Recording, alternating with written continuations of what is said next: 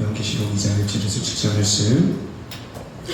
에베소 교회의 사자에게 편지하라. 오른손에 있는 일곱 별을 붙잡고 일곱 금촛대 사이를 끊으시니라. 이르시되 내가 그의 일과 수고와 그의 인내를 알고 또 악한 자들을 용납하지 아니하는가. 자칭 사도라 하되 악한 자들을 시험하여 그에게 못된 것을 내가 알아들은 것과 또 내가 참고 내 이름을 위하여 견디고 게으르지 아니한 것을 아노라. 그러나 너희를 청함할 것이 있나니 너의 마음 사랑을 버렸느냐. 그러므로 어디서 떨어졌는지를 생각하고 회개하여 처음 행위를 가지라. 만일 그리하지 아니하고 회개하지 아니하면 내가 내게 가서 내 촛대를 그 잔에서 옮기리라. 오직 내게 이것이 있으니 내가 너희와 내 행위를 미워하는구나. 나도 이것을 원하노라. 같이 읽겠습니다. 귀 있는 자는 성령이 교회들에게 하시는 말씀을 들을지어다. 이기는 그에게는 내가 하나님의 나복에 있는 생명의 나무의 열매를 주어 먹게 하리라. 아멘. 네, 우리 장호학기로 인사하실까요? 반갑습니다. 반갑습니다. 잘 오셨습니다. 잘 오셨습니다. 잘 오셨습니다. 얼굴 보니 너무나 좋습니다. 안 좋으신가 보네요. 네, 한 번 더 다시 얼굴 뵈니 너무나 좋습니다. 좋습니다. 네, 너무나 좋습니다. 네, 이제는 여름입니다. 김승호 선생님 붙이시라고 계세요. 네. 진짜 덥죠, 이제는 저는 그 겨울과 여름 사이가 가장 힘들거든요. 왜냐하면 에어컨을 틀 수 없는 그 시간이 있지 않습니까? 저는 더워요. 그 시간이 가장 어려워요. 근데 그 시간이 좀 지나면은 성도님들이 더위를 느끼기 시작하면은 에어컨을 틀 수 있게 되거든요. 그럼 그때는 저는 행복해져요. 저는 지금이 행복한 것 같아요. 하여튼 뭐 그냥 쓸데없는 말인데 하여튼 그렇고요.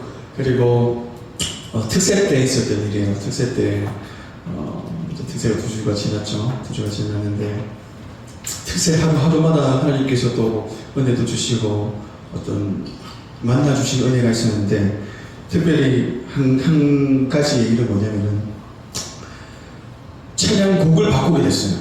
마지막 곡을 바꾸게 되었고 곡이 너무 높아서 바꿨는데 그것도 높더라고요.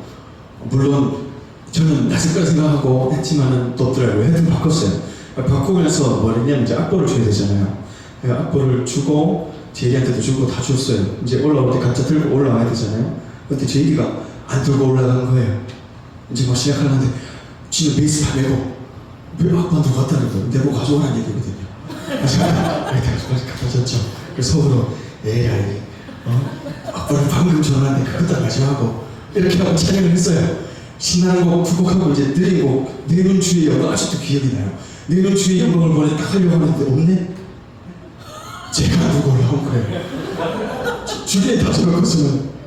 그 서울은 안 들고 왔다고 막 그래서 제가 안 들고 온 거예요. 그래서 그때부터 이제 눈앞이 깜깜해지기 시작해요. 빠른 곡 할 때 이제 악보가 없는 걸 알았거든요. 아니 큰일 났다. 이제 자꾸 저는 이제 가사를 다 아는데 지금 이렇게 이야기하면은 알아요. 근데 찬양하다 보면은 하얘지거든요. 그 이제 멘트를 해야 되는데 가사가 기억이 안 나요.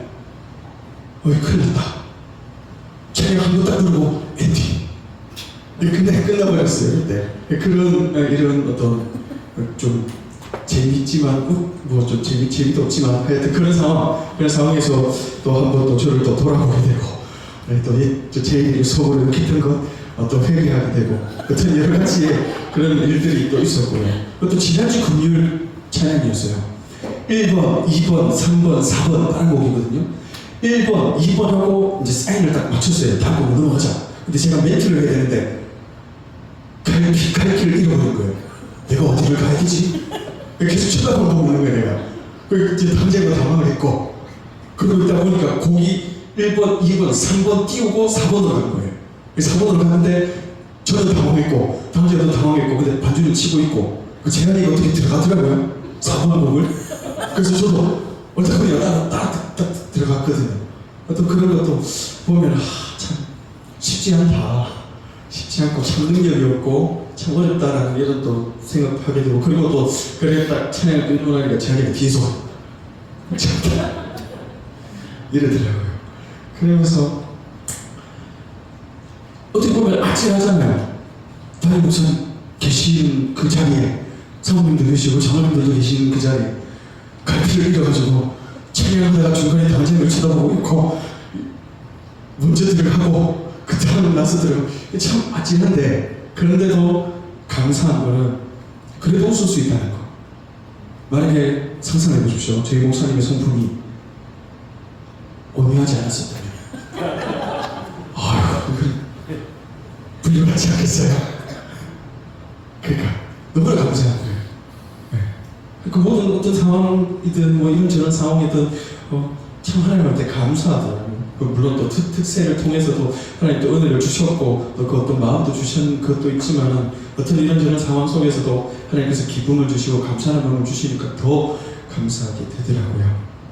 네, 여튼 그냥 이렇게 나누고 싶어서 이야기 나눴던 거고요. 오늘 말씀은 전에도 한번 제가 소개했던 적이 있습니다. 왜 또 이 말씀을 가지고 하냐면은 너무나 중요하기도 하고 또 누군가를 통해서 저에게 또 하나님께서 이 말씀을 주시더라고요. 다른 분을 통해서, 다른 교회 집사님인데 저보다 나이가 좀 있는 형님인데 고등학교 때는 선생님이었고 대학교 때는 형님이 됐던 그런 분인데 그분을 통해서 또 말씀을 좀 주시더라고요. 그러면서 또 깨닫게 되었던 그 말씀이고, 그리고 너무나 중요합니다. 우리가 교회 사역을 하기 위해서는 이것 없이는 우리가 사명을 감당할 수가 없기 때문에 그만큼 중요한 말씀입니다.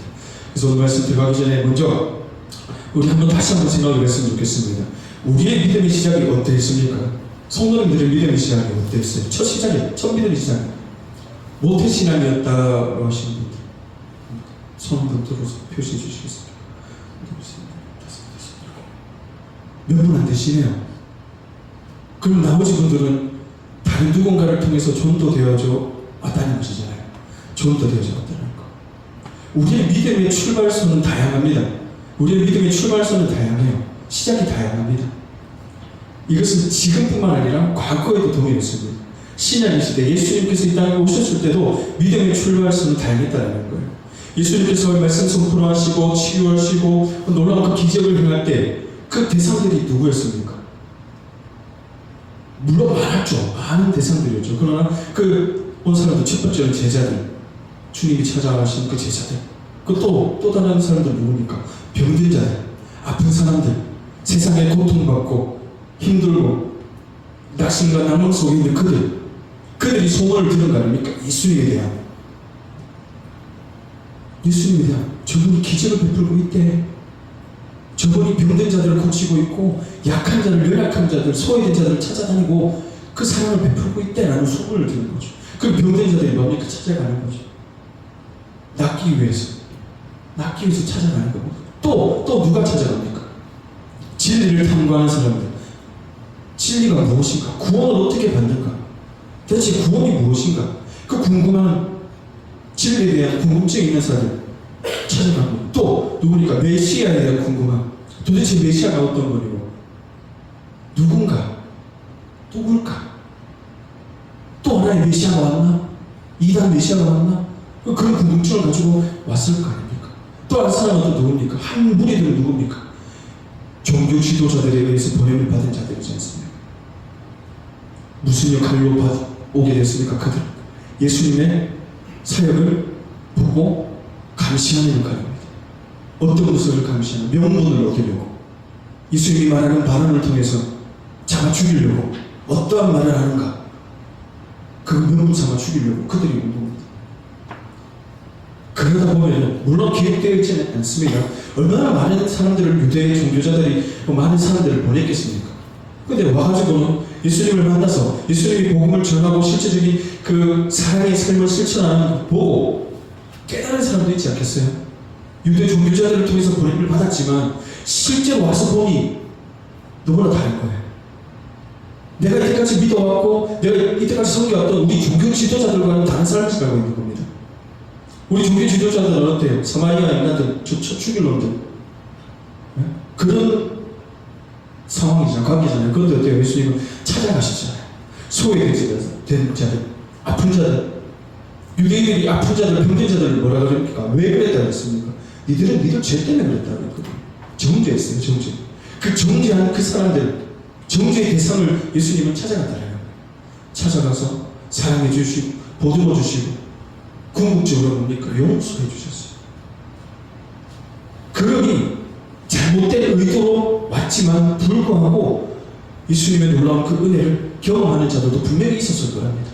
그래서 우리의 믿음의 시작은 출발선은 다양하다는 거예요. 그러나 중요한 것은 믿음이 시작되었다고 해서 우리의 믿음이 즉각 완성된 믿음은 아니라는 겁니다. 그래서 우리가 제자반을 하고 양육을 하고 교회에서 말씀을 듣고 말씀 훈련을 하고 그 하는 이유가 다 여기 있는 거 아닙니까? 우리의 믿음이 자라나기 위해서, 성장하기 위해서. 그렇다면 그 믿음이 어디까지 성장해야 되는 겁니까? 그리스도의 장성한 분량에 이르기까지 성장해야 되는 거. 그리스도의 장성한 분량이 뭡니까? 주님의 사명을 잘 감당할 수 있는 그 믿음. 그리고 더 정확하게는 하나님이 나를 사랑하신 것처럼 나도 하나님을, 예수님을 사랑할 수 있는 그 단계까지 나아가야 된다. 그리고 거기서 끝이는 것이 아니라 또 더 나아가야 돼요. 누굽니까? 내 이웃의 형제 자매를 사랑하라. 그렇다면 여기가 끝일까요? 아니죠. 또 나아가야 돼요. 또 더 사랑을 해야 돼요. 또 누구를 사랑해야 됩니까? 네? 원수를 사랑해야 돼요. 그 원수가 지금은 회사에 있습니까? 아직도 있어요. 아유, 사랑할 일밖에 없네요. 사랑해야 돼요. 그 원수를 사랑해야 됩니다. 한번 생각해 보십시오. 내 삶에 원수가 어디 있습니까? 혹시 집에 있습니까? 그러면 안 되는데, 네. 내 원수, 내 삶에 원수가 어디 있어요? 생각나죠? 없어요? 예찬이 지원에 없다고 했어요. 네. 그 원수들, 딱 생각나는 그 인간들, 그 인간을 왜 나에게 붙여주셨고, 왜 나에게 힘들게 하고 어렵게 합니까? 그 이유가 뭡니까? 그를 통해서 하나님이 나를 연단하시는 것이죠. 그리고 또 하나는 나를 통해서 그를 구원하시기 위한 하나님의 계획이고 섭리라는 겁니다. 그래서 우리는 그 믿음을 가지고 끝까지 나아가야 되는 거예요. 요수까지도 사랑할 수 있을 정도로 우리 믿음의 성장을 이루어 나가야 되는 거예요. 그래서 우리가 지금 어떻습니까? 우리가 서로 사랑하지 않습니까? 우리가 서로 사랑하잖아요. 그리고 우리 서로 사랑하는 이 사랑이 우리에서만 그치는 게 아니라 어떻게 됐습니까? 세상의 국제를 하면서 태신자들을 사랑하고 또 목욕, 우리 실버 문화센터에서 어르신들을 사랑하고 어르신들을 품는 것, 그 이유가 다 여기 있는 거 아닙니까? 내가 정말 하나님의 사랑을 받았고 하나님을 사랑하고 있고 하나님께서 명령하셨기 때문에, 그렇기 때문에 우리가 이 사명을 감당하고 있는 것이네요. 그런데 중요한 거는요, 우리가 이 사명을 감당하다 보면은 우리는 연약하기 때문에, 우리는 인간이기 때문에 자꾸 있습니다. 뭘 있냐면 주님의 사랑을 잊어버려요. 자꾸만 까먹어버립니다. 왜? 일이 너무 거대거든요. 사명이 너무 힘들거든요. 사명이 쉽지 않아요. 사명을 감당하려고 하면 너무 쉽지가 않아요. 이해가 되지 않는 사람들, 이해가 되지 않는 말, 이해가 되지 않는 행동, 그것들이 자꾸만 나에게 와요. 그럼 어떻게 돼요?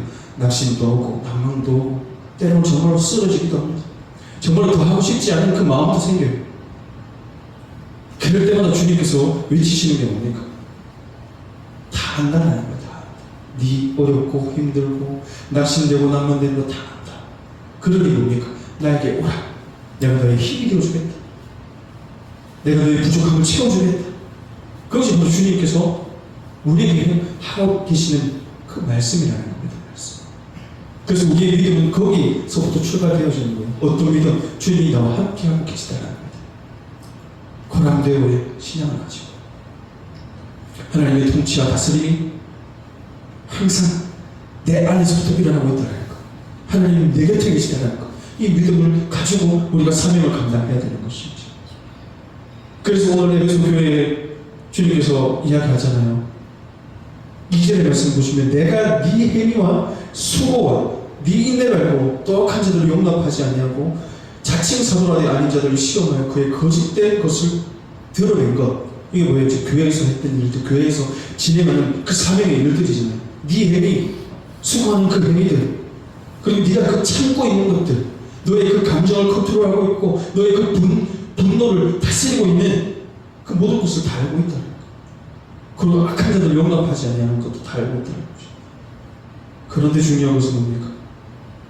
4절에 그러나 너를 책망할 것이 있다라고 말씀하시죠. 늘 처음 사랑을 버린다. 이것이 가장 우리가 두려워해야 되는 겁니다. 이것이 우리가 가장 무서워해야 되는 겁니다. 알 수 없습니다. 어느 순간 보면 내가 하나님의 사랑을 망각하고 있습니다. 알 수 없이 어느 순간에 확 옵니다. 하나님의 사랑을 더 찾지 않고, 더 갈망하지 않고, 하나님의 사랑으로 버티지 않고, 하나님의 사랑으로 사명을 감당하지 못하고 있을 때가 온다는 겁니다. 그러면 어떻게 됩니까? 우리는 다 무너질 수밖에 없어요. 우리는 하나님의 반석 위에, 하나님의 말씀의 반석 위에, 하나님의 사랑의 반석 위에서 우리의 각 사람의 것들을 치워 나가야 되는 거예요. 사명을 감당해 나가야 되는 겁니다. 그래서 밑에서부터 하나님의 사랑이 우리를 펌프질해주고 폭발적인 그 능력과 힘으로 팍 터뜨려주시는 그 힘과 능력으로 우리의 사명을 쌓아 올려야 되는 건데, 그런데 하다 보면 주님의 사랑을 다 까먹어버리는 거예요. 그렇게 되면 어떻게 됩니까? 어떠한 계기가, 어떠한 문제가, 어려움이 오면 넘어질 수밖에 없습니다. 시험에 들 수밖에 없습니다.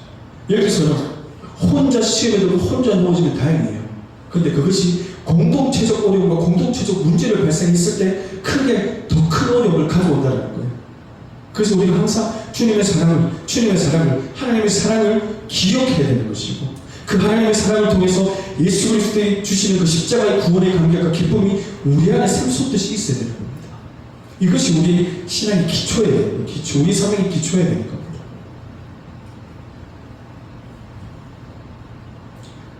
제가 되게 혼돈이 왔어요. 이렇게 비교하려고 말씀드린 건 아니고요. 우리가 목사님, 담임 목사님 오시기 전에 있던 목사님과 또 사역을 했지 않습니까? 사역을 했어요. 그리고 사역을 하고 넘어가고 이제 또 우리 목사님 오셨잖아요. 목사님 오시면서 제가 느낀 게 뭐냐면, 사역이 이거구나. 사역을 이렇게 해야 되는 거구나. 느꼈어요. 근데 점점 더 가면서 혼돈이 와요. 사역이 뭘까 하면 또 퀘스천 마크가 또 생기는 거예요. 단순히 어떤 목사님의 사역을 보고 말하는 게 아니라 제 삶을 보고, 제 삶을 보고, 이거 사역이 뭘까? 사역을 못할 것 같다. 사역 정말 하기 싫다. 이런 마음들이 생겨나는데, 이제 아까 그 형님 아닌 선생님 아닌 그분이 등장합니다. 그분이랑 이제 밥을 먹고 이야기를 한참 나눕니다. 이런저런 이야기를 너무 교회만큼 좋습니다. 참 잘 들합니다. 형님 교회는 어떠십니까? 여기도 성령 충만하다면서 막 이야기를 했어요. 얘기를 하다가 니는 어떤 거? 저는 좋겠습니다. 잘 모르겠어요.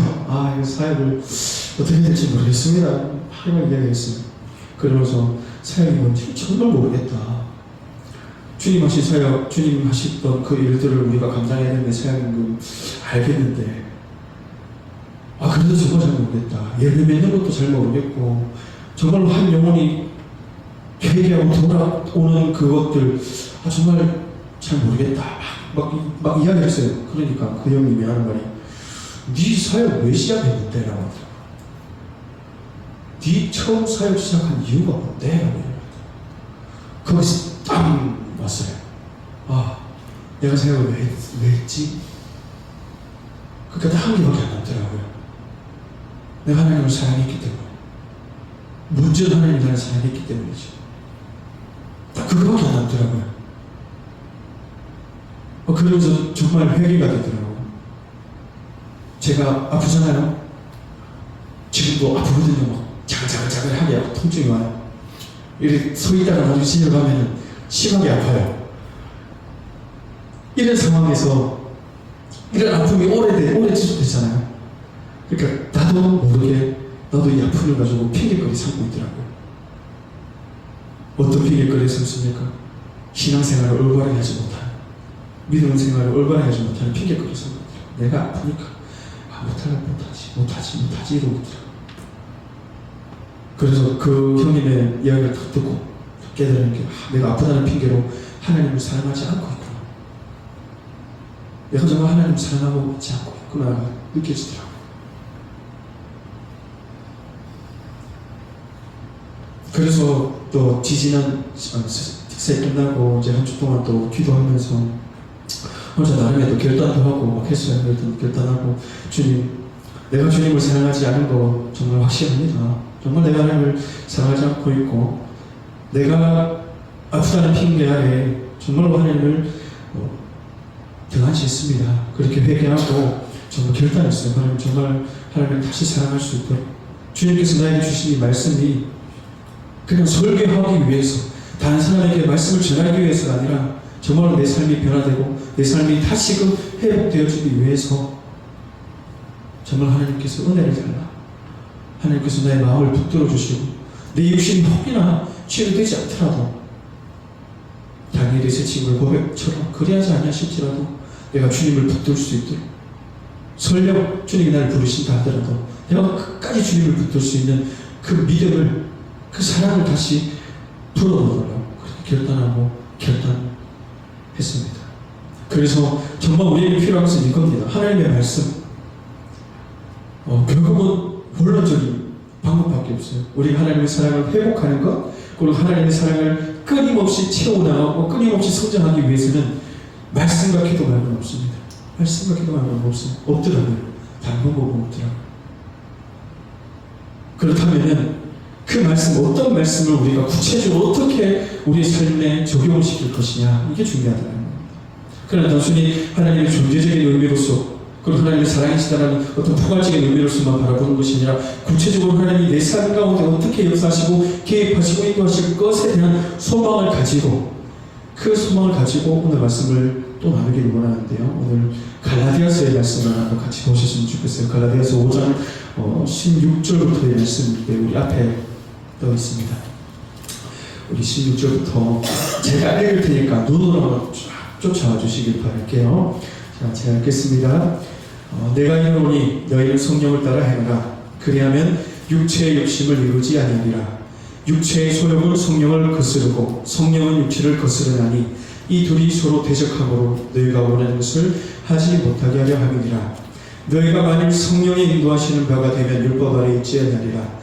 육체의 일은 분명하니 곧 음행과 더러운 것과 호색과 우상숭배와 주술과 온수 맺는 것과 분쟁과 시기와 분냄과 당짓는 것과 분열함과 이단과 투기와 술 취함과 방탕함과 또 그와 같은 것들이라.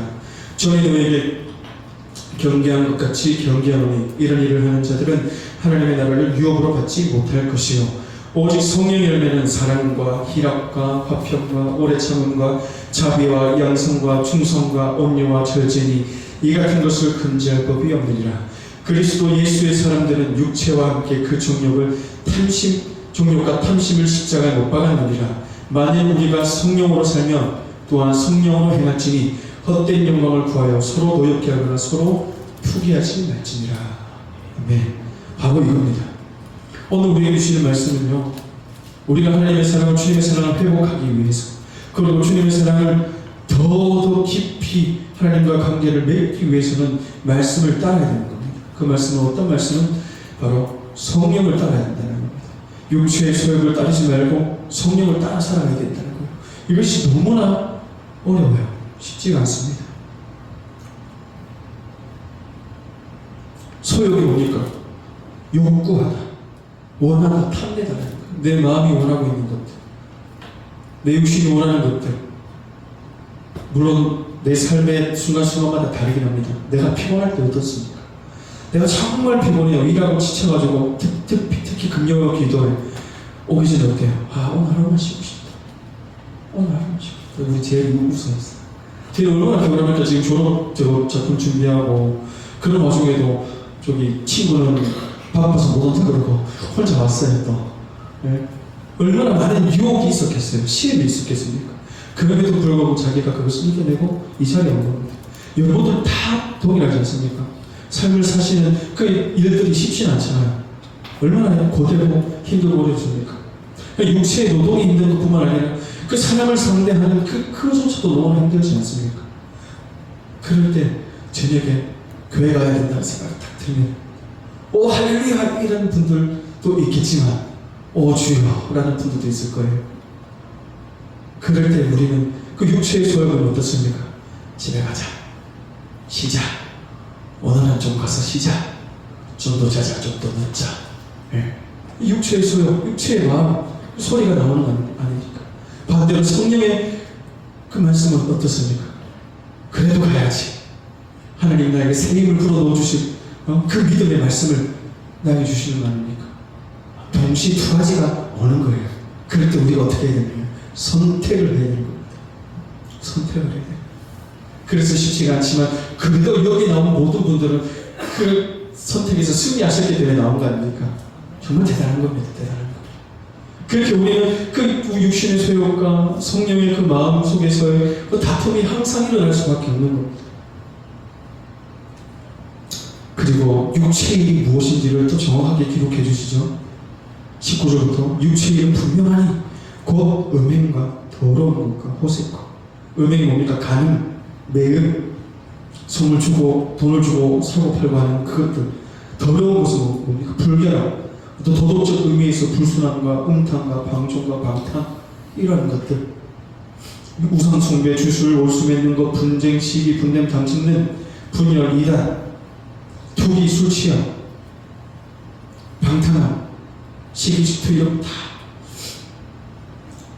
특별히 지금 이 시대를 살아가는 청년들이죠.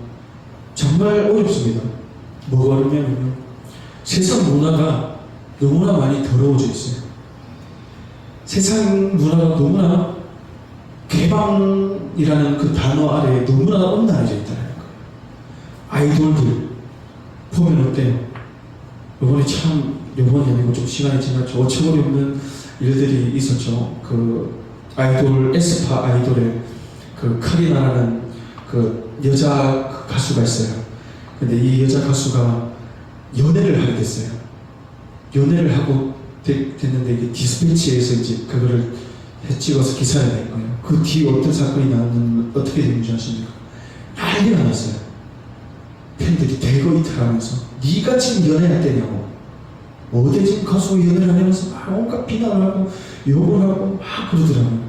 그래서 속으로 GX 하네 막 이런 마음이 들더라고요. 네. 진짜 완전히 진짜 그 하는 거 아닙니까? 그런데 웃긴 겁니다. 제가 그 댓글들을 쫙 봤거든요. 하나의 댓글이 딱 먼저 띄는 게 뭐냐면, 이걸 단순히 팬들만 욕할 게 아니다.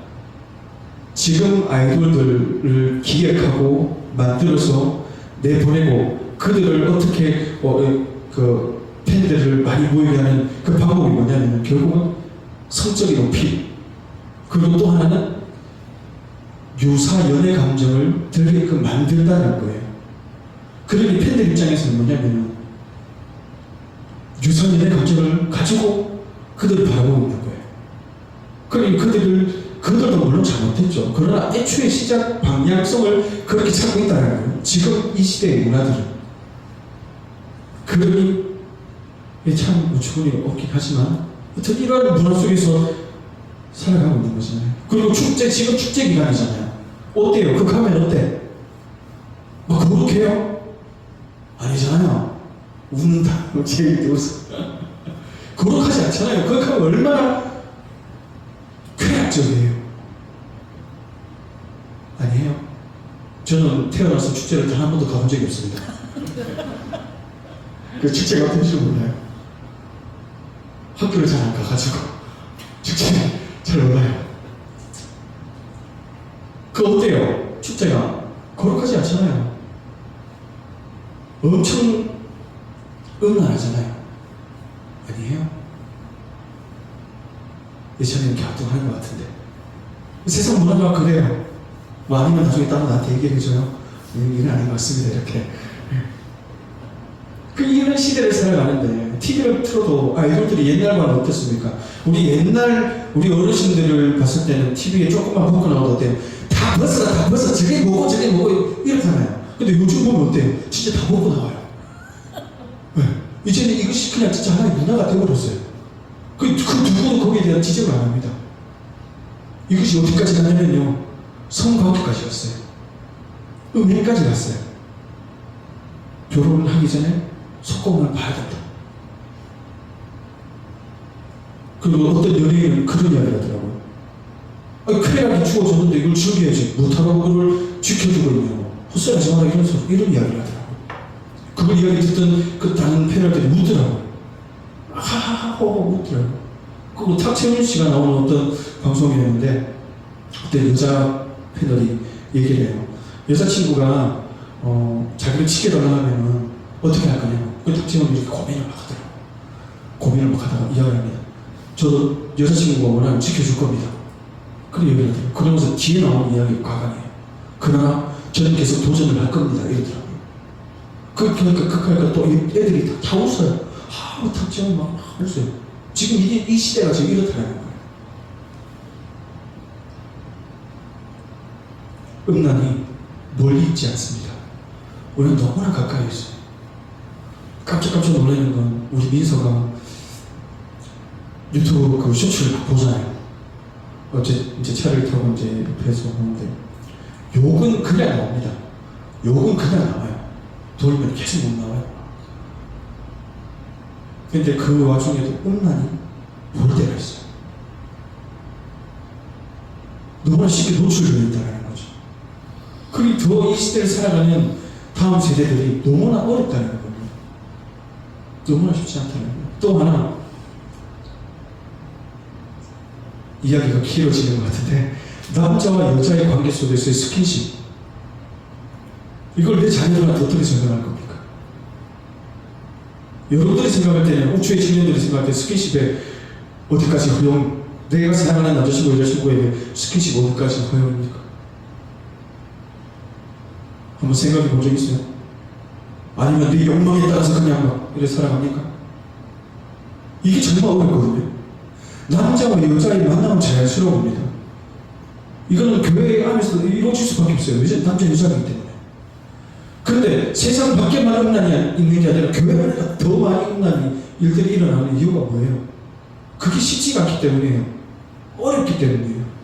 그렇다면 나는 어떠한 믿음의 자세로 그 기준을 잡을 것인가? 그래서 제가 또 찾아봤거든요. 이걸 제가 왜 찾아봤냐면 저희 청년부 원중이 한 분께서 저한테 묻더라고요. 목사님한테 좀 설교를 좀 부탁하면 안 되냐고 스킨십에 대해서 그런 이야기를 하더라고요. 그래 주의 청년들이 궁금하겠지 그래. 그래서 생각하고 저도 한번 찾아봤거든요. 인터넷에. 결국 인터넷에서도 두 파가 나오더라고요. 교회 안에서 스킨십은 자연스러운 거고 창조 질서에 맞다라는 모든 견해였더라고요. 근데 성관계는 아니다. 그거는 부부만이 가질 수 있는 하나님의 은혜고 복이다. 그렇다면 스킨십의 기준은 어떻게 잡아요? 그 이게 쉽지가 않은 거죠. 자기들도 그건 안 되는데. 그래서 또 한 테이블은 뭡니까? 손만 잡는 건 괜찮다. 이게 뭡니까? 손만 잡는 건 괜찮대요. 포옹까지는 허용해 줄 수 있다. 근데 이제 두 가지 측면에서 이야기하시는 분들이 공통적으로 이야기하는 게 딱 한 개가 있더라고요. 뭐냐면 결국은 사람의 마음에 달려있다는 거예요. 그 사람의 마음은 어때요? 연약하고 부족하고 한계가 명확하기 때문에 우리는 그것을 이겨낼 수 없다는 거예요. 그 두 쪽 다 이야기하는 결국 우리의 힘과 우리의 능력으로 이겨낼 수 없다는 겁니다. 그 유혹, 그 분위, 그걸 절대 이겨낼 수 없는 거죠. 손잡으면 좋죠. 주의 청년들 고개 숙이고 있지 말고요. 손잡으면 좋잖아요. 포옹하면 좋잖아요. 안 해봤어요? 이 대답이 건강하죠. 우리 부모님 계시고 그래가지고 사랑하는 여자친구가 오빠 오늘 너무 피곤한데 여기서 좀 쉬고 가면 어때? 묻더라고요. 정말 사랑하는 여자친구. 내가 꿈에 그리던 그녀 심지어 교회도 다니네. 다른 교회 장로님 딸이래. 근데 그녀가 갑자기 오빠 좀 쉬고 가면 안 돼? 뭐 어떻게 해야 돼? 사랑 안 물러가! 이래 되면 어떻게 할 거예요? 그럼 정말 들어가서 잠만 손만 잡고 잠만 자고 이렇게 올 수도 있겠죠. 근데 예전에 잘 되겠어요. 불가능한데 이런 거 같은데 불가능하죠. 그게 어떻게 됩니까? 불가능해요. 불가능해요. 사람이 자기의 마음을 컨트롤할 수 있는 거 정말 그건 불가능합니다. 특별히 그 분위기 손을 잡게 되면 뽀뽀를 하게 되면 포옹을 하게 되면 그 분위기 자체가 바뀝니다. 그 분위기부터 바뀌어요. 그 분위기를 이겨낼 수 있습니까? 못 이겨냅니다. 이겨낼 수가 없어요. 그러니 우리가 더 주의해야 되고 조심해야 되는 거예요. 주의 주님들 지금부터 조심해야 되는 거예요. 그래서 우리가 항상 하나님의 음성에 귀를 기울여 있어야 됩니다. 성령님의 음성에 내 안에서 외치고 있는 내 육신의 마음과 성령님께서 내 안에서 외치고 계시는 그 음성, 분명히 두 가지 음성이 다 들릴 거예요. 그럴 때 내가 정말로 성령의 그 음성을 선택할 수 있는, 그 선택에 따라서 순종할 수 있는 우리 모든 성도님들 되길 바랍니다. 그래서 궁극적으로는 우리가 만약에 지금 주님의 사랑이 식어져 가고 있거나 주님의 사랑을 잃어버렸다면 말씀을 붙듦을 통해서, 더 하나의 말씀을 붙듦을 통해서 주님의 사랑을 회복하시는 그 계기가 되기를 바라고요. 내가 지금도 여전히 주님을 사랑하고 있다면 더 하나님과의 깊은 사랑의 관계를 맺기 위해서 더 하나님의 말씀을 붙드시는, 더 성령께서 내 안에 말씀해 주시고 외치시는 그 음성에 귀 기울이시고 순종하시는 성도님들 되기를 바랍니다.